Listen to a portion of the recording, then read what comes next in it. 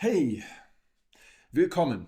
Wir sind kurz vor 2025 und es geht in diesem heutigen Video kurz darum, zu erklären, was eine Heldenreise ist und dass wir alle Teilnehmer einer solchen Heldenreise sind und dass wir uns ein bisschen motivieren für 2025, denn ich glaube, da werden uns also erhebliche Herausforderungen gegenüberstehen. Und wir werden natürlich als Männer nicht anders können, als uns auf uns selbst besinnen und unsere Stärken hervorkehren und suchen. Und wir werden versuchen müssen, diese ganzen Schwierigkeiten zu meistern. Und wir werden es natürlich auch schaffen. Es geht bei der Heldenreise natürlich darum, dass die Heldenreise etwas ist, eine Erzählstruktur, wenn man so will, die sich in ganz vielen Werken der Weltliteratur und der Mystik findet und die für uns deshalb so interessant ist, weil sie mit unserem Wesen sehr viel zu tun hat, weil wir das in unserem eigenen Leben immer und immer wieder finden und wir haben in unserem Leben viele Heldenreisen, also man denke jetzt daran, dass man, je nachdem in welchem Alter man ist, also viele verschiedene Ziele schon verfolgt hat. Man hat also jeweils eine Metamorphose, eine Verwandlung durchgemacht und man hat diese Heldenreise aus verschiedensten Perspektiven erlebt und kann dann sagen, ja, das sind die Elemente. Und ich will zu den Elementen gleich kommen, aber ich habe mir hier auch ein paar Beispiele aufgeschrieben für eine solche Erzählstruktur. Und ich würde sagen, das ist aber auch immer, da kann man eigentlich jedes Buch nehmen. Es hat im Prinzip immer diese Heldenreise oder jeden Film kann man so sehen. Ich will mal auf die universelle Struktur der Heldenreise eingehen, die also die menschlichen Erfahrungen widerspiegelt. Und zwar ist es erstmal natürlich der Aufbruch, der Entschluss, etwas zu erreichen. Und jetzt im übertragenen Sinne heute, am heutigen Tag für 2025 beispielsweise vielleicht der Entschluss, dass man etwas erreichen will im neuen Jahr und dass man ohne zu wanken diesem Ziel folgen will.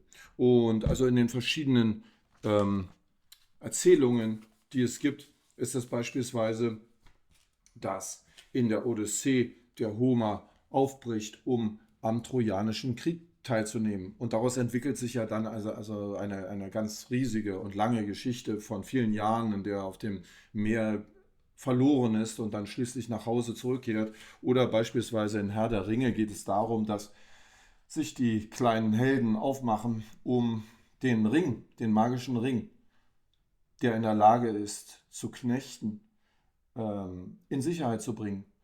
Oder in Moby Dick ist es die Absicht von dem Captain Ahab, den weißen Wal zu erlegen. Und das wird zur Besessenheit in dem Roman. Oder im Krieg der Sterne ist es der junge Luke Skywalker, der auf dem Planeten seiner Eltern lebt, mit seinen Eltern lebt und er möchte gern an der Rebellion gegen das Imperium teilnehmen, die Rebellion, die gerade in der Galaxis sich abspielt. Oder in Der Zauberer von Oz ist es so, dass die kleine Dorothy aus Kansas, ähm, sie wird ja durch einen Sturm in dieses Zauberland verschlagen und ihre Absicht ist es, wieder nach Hause zu kommen. Und sie erlebt auf dieser dann langen Reise nach Hause ganz viele Abenteuer, die sie wachsen lassen. Und das ist also der Beginn, die Initiation. Ein Element, ein wichtiges Element der Heldenreise und was auch für uns, glaube ich, ganz faszinierend und interessant ist, auch wenn wir es in unserem eigenen Leben sehen, diese Heldenreisen, die wir abgeschlossen haben, sie waren immer damit verbunden, dass wir zu etwas anderem wurden. Wir wurden zu dem, was wir sein wollten. Wir wurden beispielsweise zu Wir haben einen Beruf erlernt. Wir wurden zu dem, was vielleicht zuerst aussah wie eine Fiktion, aber wir wurden dazu und wir haben die Art und Weise gelernt, wie man zu sein hat in der und der Funktion. Oder wenn der Luke Skywalker aufbricht, um um Jedi-Ritter zu werden, so wird er unmerklich zu einem solchen Jedi-Ritter, über die, je mehr Abenteuer er besteht, je mehr er über die Handhabung des Laserschwertes erfährt. Und dann kriegt er auch noch ein Laserschwert in die Hand und das ist dann seins. Und schließlich ist er dann einfach ein Jedi-Ritter und braucht es nicht mehr zu lernen. Das ist diese Transformation. Es ist auch eine Transformation des Geistigen, sodass man von einem, der vielleicht eine naive Vorstellung vom Gegenstand der Reise hat, zu einem wird, der die Implikationen, die das mit sich bringt, besser versteht und der weniger naiv, sondern kenntnisreich ist, was, was das betrifft. Und dann gibt es auch noch den Mentor und Begleiter, der immer dabei ist und der in den Geschichten, also beispielsweise denke ich an Rocky, der Rocky, also der Boxer in dem Film, also auch wieder eine faszinierende Heldenreise. Der Rocky macht sich ja auf, ein Boxer zu werden, der den Champion besiegen kann. Und der ist eigentlich zuerst ein Underdog. Er ist ein bisschen außer Form, er hat immer trainiert oder so, aber nichts Besonderes und er macht eigentlich nichts aus sich.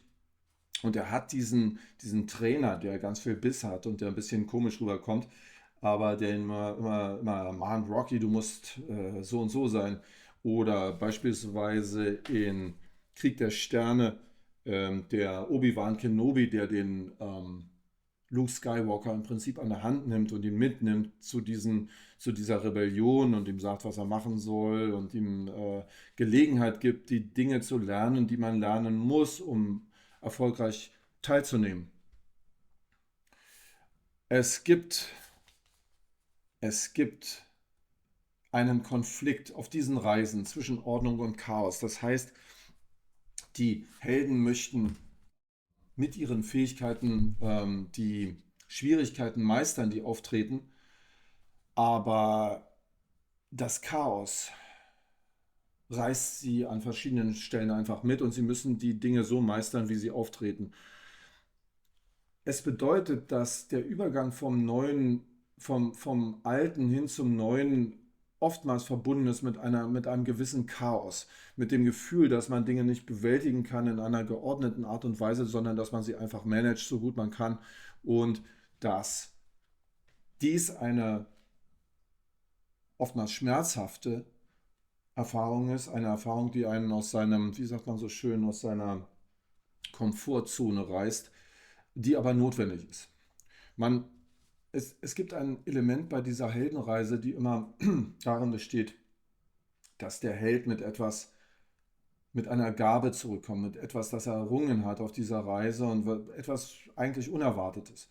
Eine Erkenntnis oder ein Wissen oder eine Heilung. Also beispielsweise gibt es bei der Odyssee dieses Mitbringsel, dass dann eine Wiederherstellung der Ordnung passiert, wenn der Odysseus schließlich nach Hause kommt. Und wenn ich mich da recht entsinne, er sieht, glaube ich, dass ein anderer seine Stelle eingenommen hat und er muss beweisen, dass er es ist. Denn man glaubt es fast gar nicht, dass Odysseus wieder da ist und er muss das tun, was nur er kann. Er muss also diesen bestimmten Bogen spannen und muss dann damit treffen, mit diesem Pfeil und Bogen.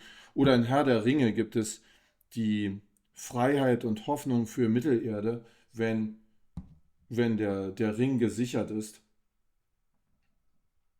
Oder in Krieg der Sterne die Macht des Glaubens und der Erneuerung. Oder in Moby Dick die Erkenntnis der Hybris und der Überlebenswille. Also die Hybris, die darin besteht, sich der Natur sozusagen überlegen zu fühlen. In Matrix, in Matrix ist es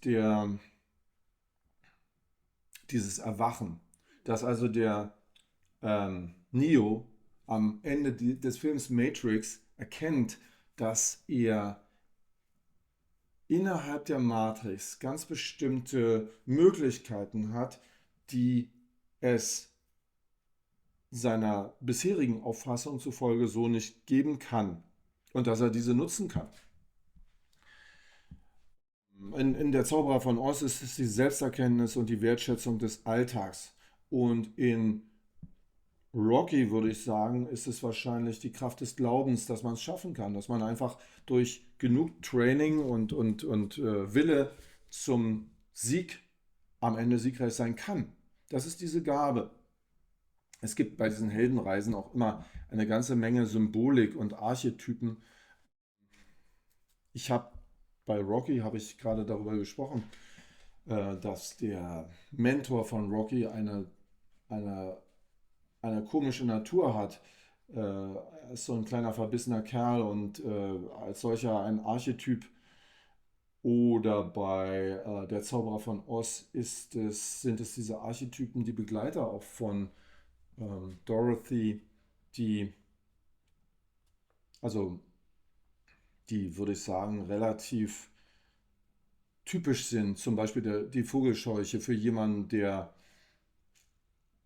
glaubt, er sei dumm und was fehlt ihm? Wie hat es der große Zauberer dann herausgefunden? Was fehlt dem Scheuch? Was fehlt der Vogelscheuche? Es fehlt ihm ein Diplom, damit er glauben kann, dass er ein intelligenter Kerl ist. Er wusste es schon vorher, denn er hat ja alle immer beraten als Vogelscheuche und hat die klügsten Auffassungen vertreten und trotzdem konnte er selber nicht glauben, dass er klug ist. Was fehlt ihm? Ein Diplom. Der eiserne Holzfäller, der der in dem Buch immer so viel weint und so ganz anders als seine Natur es aussehen lässt, eigentlich ein ziemlich weicher Kerl ist, aber der glaubt, es fehlt ihm Gefühl. Was hat also der Zauberer von Oz ihm gegeben? Ein Herz. Und das hat ihn davon überzeugt, dass er auch Gefühle hat. Oder der Löwe, der immer dachte, er sei feige. Was hat also der große Zauberer ihm zu trinken gegeben? Eine Suppe namens Mut. Und fürderhin dachte der Löwe immer, er sei wirklich mutig. Es kommt in dieser Heldenreise auch immer zu einer Konfrontation mit dem Schatten. Also eine Konfrontation mit etwas, das man zutiefst ablehnt und nicht sehen will. Und das doch Teil von einem ist. Also da fällt mir zuallererst ein, die Konfrontation von Luke Skywalker mit seinem Vater, nämlich Darth Vader. Und Luke Skywalker will in der Szene nicht wahrhaben, dass Darth Vader sein Vater ist. Und ihr kennt wahrscheinlich diese Szene, sehr faszinierend gemacht, ähm, bei der Luke Skywalker dann noch die Hand abgeschlagen wird und Darth Vader sagt zu ihm, komm auf die dunkle Seite der Macht, wir werden die Galaxis regieren als Vater und Sohn. Und das ist also eine typische Konfrontation mit dem eigenen Schatten, also mit diesem Unsagbaren, was man selber nicht sehen will, was man von sich weiß, was also ganz negativ besetzt ist. Und dies sind also sagen wir mal, einige Elemente der Heldenreise. Und das ist also das Interessante und Faszinierende, diese Transformation, die man dann erleben kann, wenn man die Herausforderung annimmt, wenn man die Initiation durchführt, wenn man auf die Reise geht. Und für 2025, denke ich, sollte man sich solche Ziele setzen, die faszinieren, genau wie den Luke Skywalker der Gedanke fasziniert hat, an der Rebellion teilzunehmen, obwohl es sicherlich kein einfacher Weg ist und obwohl es sicherlich mit schweren Kämpfen verbunden ist und auch mit Gefahr. Aber haben keine andere, wir haben keinen anderen Weg, als die Herausforderungen anzunehmen. Und ich denke, wie gesagt, in 2025 werden ohnehin verschiedene Herausforderungen auf uns warten und wir müssen versuchen, sie offensiv anzunehmen und dann zu meistern. Und wir werden sehen, dass unser Leben sich dadurch bereichert und dass wir zu anderen werden können, als wir es noch derzeit sind. Zu einem besseren, wie man so schön sagt, zu einer besseren Version von uns selbst. Und ich wünsche euch in diesem Sinne ein gesundes 2025 und dass wir uns dann wiedersehen. Und ich bedanke mich bei euch für dieses Jahr. Ich habe mit den Videos, wie ich finde, einiges erreicht, immerhin. Ich weiß jetzt ein bisschen besser, wie es geht und freue mich schon darauf, das neue Jahr mit euch durchzustehen. Bis dann. Tschüss. So let it flow like a river stone. My love is deep enough for the both of us. And if the path should slip away from view, my waiting arms are gonna carry you. Hey there, pretty blue eyes, I'm riding